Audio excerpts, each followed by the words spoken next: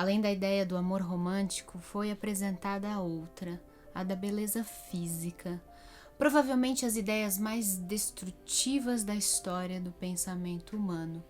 Ambas se originavam da inveja, prosperavam com a insegurança e acabavam em desilusão.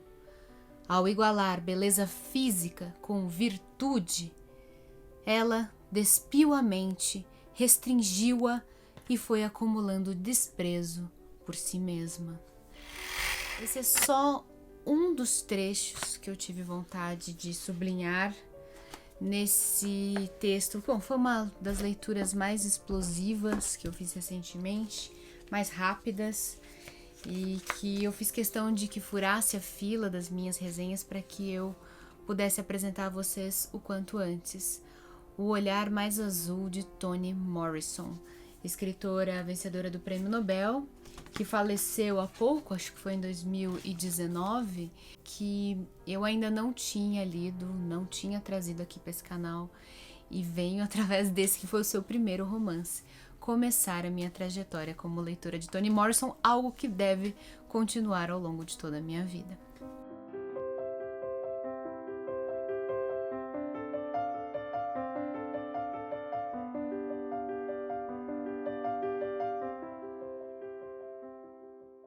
Se você for ler o texto da contracapa, e se você for ler as sinopses em geral, você vai descobrir que O Olho Mais Azul é a história de uma menina negra chamada Pecola, ou imagina em inglês eles devem pronunciar Piccola, Bridslove, que é uma menina negra de pele muito escura que vive em Ohio, que é um estado do norte dos Estados Unidos, mas a sua família se originou numa comunidade de um estado do sul. Isso no começo do século XX, ou seja, numa época que havia ainda nos Estados Unidos uma imensa segregação racial.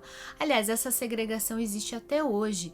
Eu visitei há muitos anos, eu ainda era criança, mas eu fui aos Estados Unidos e visitei a cidade de Atlanta, que é a capital de um estado no sul dos Estados Unidos chamado Georgia. E eu fiquei muito impressionada com a divisão dos bairros da cidade. Era muito nítida a diferença, e em certos estados só tinha gente negra, todo mundo era negro.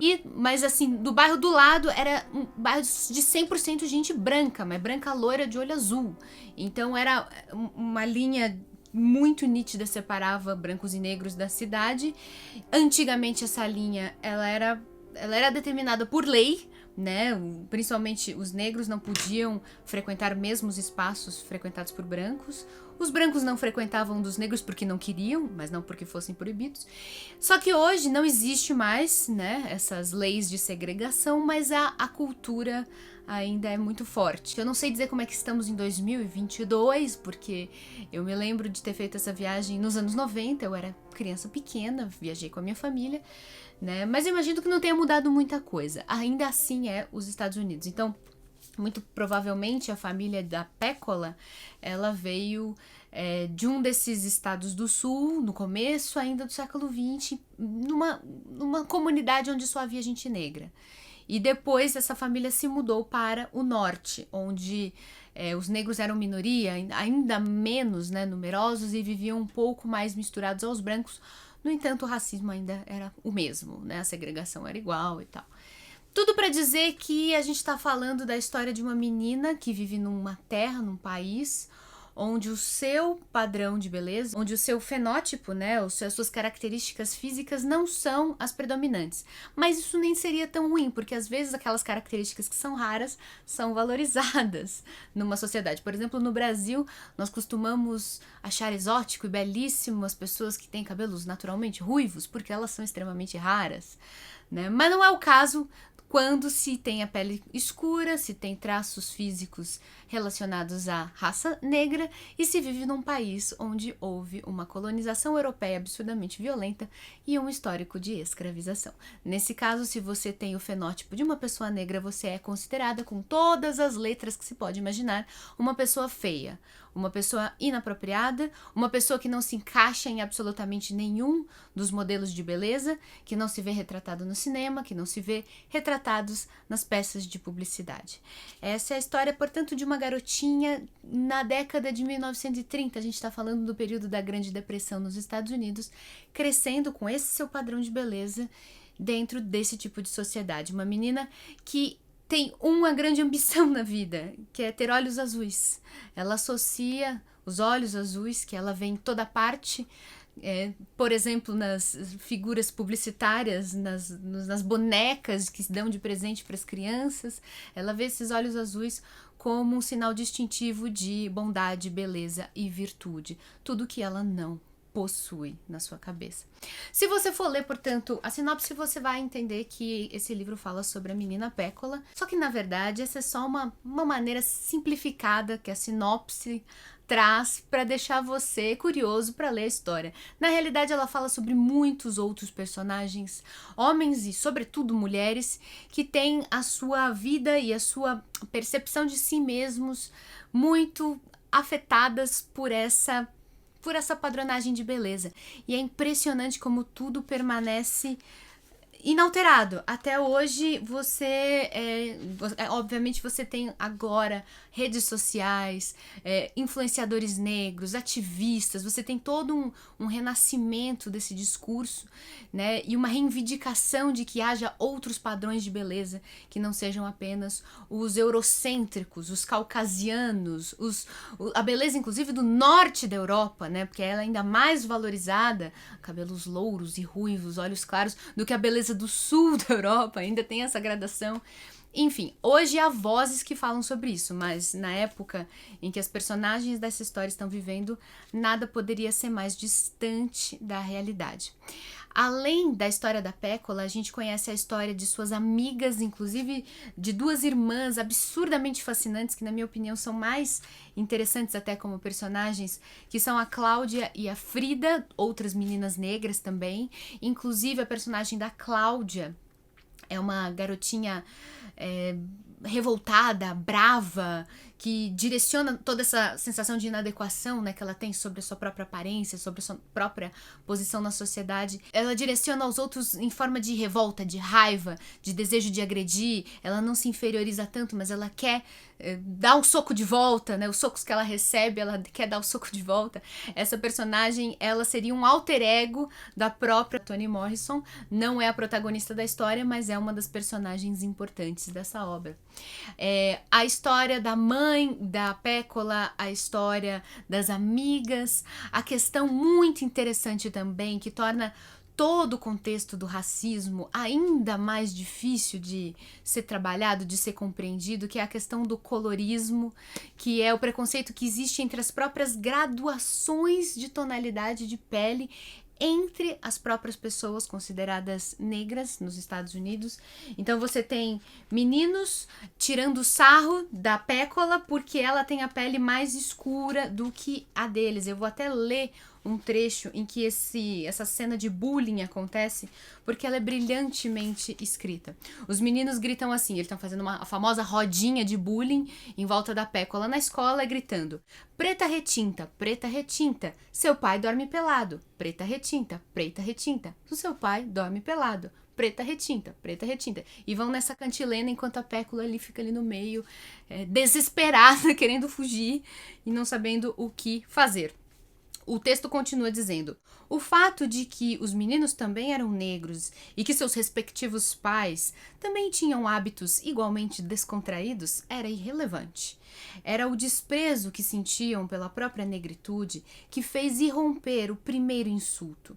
Pareciam ter tomado toda a sua ignorância calmamente cultivada, o ódio por si mesmos primorosamente aprendido, sua desesperança elaboradamente concebida e absorvido tudo isso num cone causticante de desprezo que ardera durante anos nos meandros de suas mentes, esfriara e agora jorrava por lábios afrontosos, consumindo tudo o que estivesse em seu caminho. Dançavam um balé macabro em torno da vítima, a quem estavam dispostos a sacrificar pelo bem deles, no fosso das chamas. Essa é uma das questões mais bem exploradas pela Toni Morrison nessa obra, a forma como os padrões de beleza impostos de maneira agressiva pela publicidade, pelo cinema e pela própria organização socioeconômica daquelas sociedades que destinavam aos brancos os cargos de poder, de liderança, de influência e aos negros as profissões braçais e menos valorizadas, toda essa estrutura injusta acabava criando dentro dessa própria população, que era minoria, né, racial, um sentimento de desprezo e ódio por si mesmo, pela própria aparência, e um desejo de pisotear em cima daqueles que eles considerassem ainda mais inferiores do que eles. Assim, uma pessoa que tinha a pele cor de café com leite, como é o caso de uma menininha patricinha que frequenta a escola delas e que anda com roupas engomadinhas, ela se sente muito superior às suas amigas de pele mais escura. E ela faz questão de mostrar toda essa autoconfiança. Afinal de contas, a vida toda ela foi tratada de uma maneira muito mais doce e amável pelas pessoas à sua volta por ter uma aparência mais suave e bela, dentro, é óbvio, desses padrões de beleza. Essa questão do colorismo, ela ainda é muito forte e muito mal resolvida. Se você ainda não tem na indústria cultural uma representação suficientemente grande e forte de atores e atrizes negros representando papéis de destaque, isso está melhorando, mas ainda assim até hoje é mais difícil você ver artistas negros que tenham a pele realmente escura. Algumas meninas que estão fazendo muito sucesso nos filmes hoje em dia, de super-heróis, como a Zendaya, como aquela Zoe Kravitz que tá fazendo a Mulher Gato agora, como a outra Zoe Saldana, que faz também o Guardiões da Galáxia, são todas atrizes negras, belíssimas, consideradas sensuais, consideradas deusas. Todas elas são negras, só que todas elas têm a pele muito clara. E se já é difícil para essas atrizes conseguirem esse tipo de destaque no cinema e na publicidade, imagina para outras que têm a pele um pouco mais escura, como a própria Lupita Nyong'o, né? Ela, quando surgiu, ela espantou a todos por ter a pele muito mais retinta. É extremamente raro de se ver isso ainda representado no cinema americano. Aqui no Brasil eu não vou nem comentar, né? É raríssimo, ainda é muito difícil, né? Infelizmente você, nas nossas novelas, nas nossas séries, nas nossas peças publicitárias, a gente vê uma representação ainda muito, muito insuficiente da população negra, que aqui no Brasil não é minoritária, como é nos Estados Unidos, onde eles são uns 15%. Aqui os negros e os pardos, né, que é como se chamam as categorias demográficas, são mais da metade da população, mas não são mais da metade daqueles que nos representam tanto nos produtos culturais quanto nos cargos de liderança. Então essas foram as reflexões que eu fui sentindo conforme eu fui lendo O Olho Mais Azul. Eu sou uma mulher branca, eu nunca senti racismo na pele, eu não tenho como imaginar como é isso. Eu, inclusive, fui criada, como a maioria dos brancos no Brasil, dentro de uma mentalidade racista, e que eu só fui tomar consciência dela depois, conforme eu fiquei adulta, que eu comecei a entender, nossa, mas esse tipo de piadinha que eu sempre ouvi nos domingos na minha casa, na casa dos meus parentes, isso é muito errado, eu não posso reproduzir isso é racismo, isso é horrível. Enfim, toda família branca, toda pessoa branca vai entender do que eu tô falando. É evidente que esse livro não fala muito sobre mim, mas isso não muda o fato de que ele me impactou profundamente. Ele foi composto assim com uma sofisticação, o texto é brilhante, é sensível, é pungente, é bem humorado, embora várias cenas sejam dilacerantes, né, façam a gente querer se jogar no chão. Muitas outras cenas têm comentários irônicos, sarcásticos, até engraçados. Então é um texto muito equilibrado, um livro que você vai devorar com facilidade, como eu devorei. Fiquei muito feliz, essa foi a minha escolha de livro na Semana do Consumidor lá da Amazon. Recomendo para todo mundo, leia, leia, leia, leia, leia. E você que já conhece a Toni Morrison, me indica qual deve ser o próximo livro dela que eu devo ler. Esse foi o primeiro romance que ela publicou no ano de 1970, então ainda tem toda uma obra dela que eu ainda preciso conhecer. Eu vou deixar o link aqui embaixo na descrição, se você quiser comprar. Use o link da Amazon, que assim você ajuda esse canal.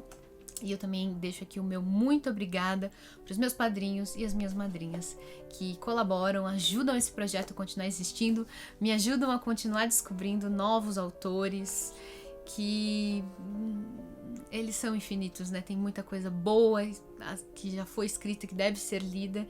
A gente não tem tempo de vida suficiente para ler todos eles, mas ainda assim é uma delícia saber que descobrimos mais um. Pelo menos esse autor aqui eu posso riscar da minha lista. Esse eu já conheci um pouquinho. Esse já faz parte do meu repertório. Agora é só querer ampliar, né? Um beijo a todos. Até o próximo vídeo.